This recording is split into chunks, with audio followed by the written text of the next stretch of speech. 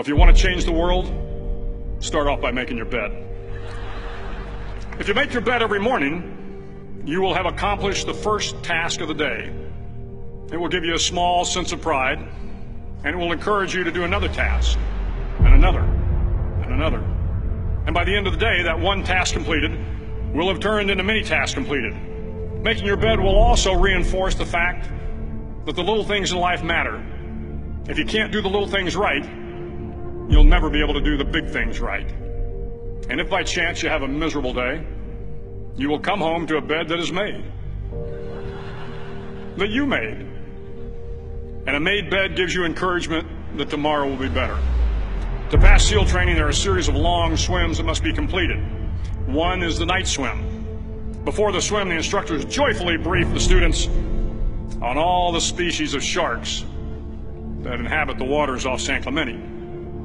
They assure you, however, that no student has ever been eaten by a shark, at least not that they can remember. But you are also taught that if a shark begins to circle your position, stand your ground. Do not swim away. Do not act afraid. And if the shark, hungry for a midnight snack, darts towards you, then summons up all your strength and punch him in the snout, and he will turn and swim away.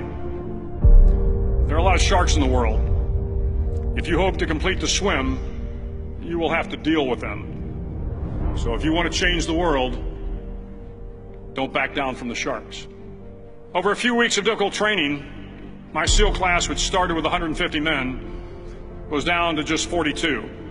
There were now 6 boat crews of 7 men each. I was in the boat with the tall guys, but the best boat crew we had was made up of the little guys, the Munchkin crew, we called them. No one was over 5'5".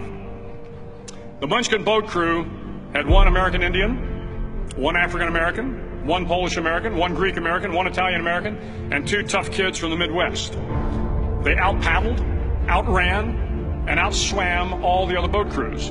The big men in the other boat crews would always make good-natured fun of the tiny little flippers the Munchkins put on their tiny little feet prior to every swim. But somehow these little guys from every corner of the nation and the world always had the last laugh, swimming faster than everyone and reaching the shore long before the rest of us. SEAL training was a great equalizer. Nothing mattered but your will to succeed, not your color, not your ethnic background, not your education, not your social status. If you want to change the world, measure a person by the size of their heart, not by the size of their flippers.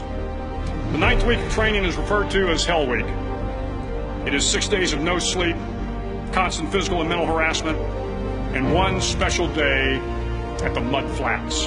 The Mud Flats are an area between San Diego and Tijuana where the water runs off and creates the Tijuana Sloughs, a swampy patch of terrain where the mud will engulf you. It is on Wednesday of Hell Week that you paddle down in the mud flats and spend the next 15 hours trying to survive the freezing cold, the howling wind, and the incessant pressure to quit from the instructors. As the sun began to set that Wednesday evening, my training class, having committed some egregious infraction to rules, was ordered into the mud. The mud consumed each man till there was nothing visible but our heads. The instructors told us we could leave the mud if only 5 men would quit. Only 5 men, just 5 men, and we could get out of the oppressive cold. Looking around the mud flat, it was apparent that some students were about to give up. It was still over 8 hours till the sun came up. 8 more hours of bone-chilling cold. The chattering teeth and the shivering moans of the trainees were so loud, it was hard to hear anything. And then one voice began to echo through the night. One voice raised in song. The song was terribly out of tune, but sung with great enthusiasm. One voice became 2, and 2 became 3, and before long, everyone in the class was singing. The instructors threatened us with more time in the mud if we kept up the singing, but the singing persisted, and somehow the mud seemed a little warmer, and the wind a little tamer, and the dawn not so far away. If I have learned anything in my time traveling the world, it is the power of hope. The power of one person, a Washington, a Lincoln, King, Mandela, and even a young girl from Pakistan, Malala. One person can change the world by giving people hope. So if you want to change the world, start each day with a task completed. Find someone to help you through life. Respect everyone. Know that life is not fair and that you will fail often.